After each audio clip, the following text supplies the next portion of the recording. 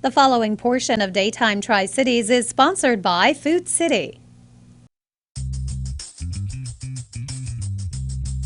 Well, perhaps you have heard this month can affectionately be known as Crocktober, a time to do a little transition from the grill to the crock pot. Those slow cookers can be a lifesaver during the week.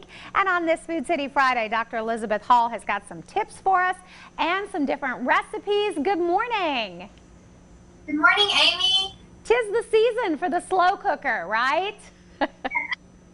October, I hadn't heard of that, but that's perfect for the month of October and really the fall in general, isn't it? It is, because there's so many things we can do, and especially during the week when everybody is so busy, it is such peace of mind to know that that crock pot is working as we're at work.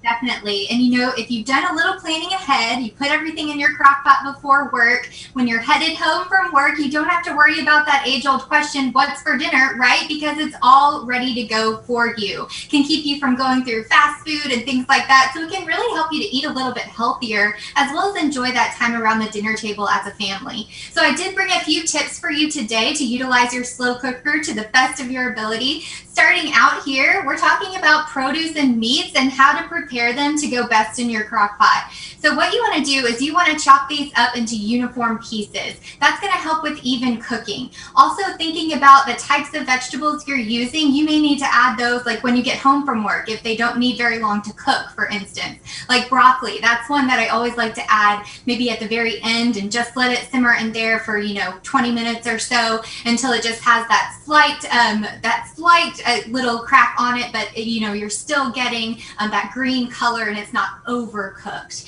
So making sure to cut everything up into uniform pieces. Also with your meats, trimming off the fat beforehand, that's going to help you. If you really think ahead, you could even put all of your ingredients into plastic bags or even into freezer bags if you do everything in advance, and that way everything is ready to go for you. I know some crock pots also have the detachable bowl, like mine. I can pull this whole barrel out, so I can even put everything in the barrel and then stick that in the fridge, and that way it's all ready to go for me in the morning when I need to start cooking it.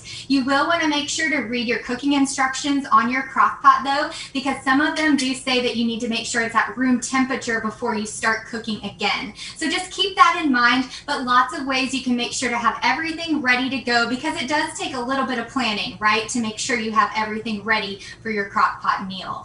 And then my next tip over here, is to reinvent leftovers in different ways. So maybe you made a big pot roast or a bunch of delicious chicken that you ate as a main course, but then you can kind of repurpose that and use it as a filling for sandwiches or in a soup or something like that. And keeping some of those side dishes on hand or those condiments on hand can really make sure that you're not getting in a rut, because I know a lot of times when we cook in the crock pot, I know mine is so big, you end up having a lot of leftovers. And so in order to kind of avoid getting sick of what you're eating, you can kind of reinvent it and use it in different ways. And then last but not least, being creative with what you're cooking in your crock pot. I know a lot of times we think about soups and stews, and those are definitely delicious for this time of year, but think about other things like appetizers and side dishes. Even you can make homemade bread in your crock pot. I don't know if you've ever tried this, Amy, but this is something that I tried during the pandemic. I do like to stick it in the oven at the end to give it a little bit of brown on top, but this is a great time saver if you're wanting to get into baking your own bread. You can even use it for dessert recipes, like maybe a cobbler, a fruit cobbler or something like that. It is apple season, so making your own apple butter or applesauce can be a great way. So you can think about it for lots of different types of dishes, not just for those soups and stews. And we do have lots of recipes on foodcity.com if you want to go check them out there, as well as extra tips that for you to enjoy this versatile time saver in Crocktober. I love it. See, isn't it fun? It's so catchy, right, Elizabeth? No, I love it. I'm definitely going to use that all this month. And I have got to try the bread thing. I have to ask you, do you have to let it rise then, or does it do everything for you in the crock pot? Well, I also have have a bread machine, so sometimes I'll let the dough cycle go in there and then cook it in the crock pot.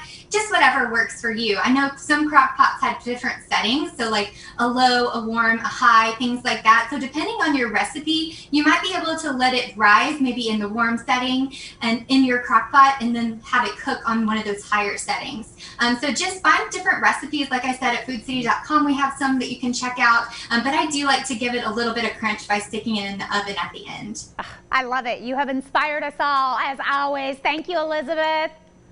Thanks, Amy. Hey, for those recipes and other tips, don't forget you can always check out the website, foodcity.com. The preceding portion of Daytime Tri-Cities was sponsored by Food City.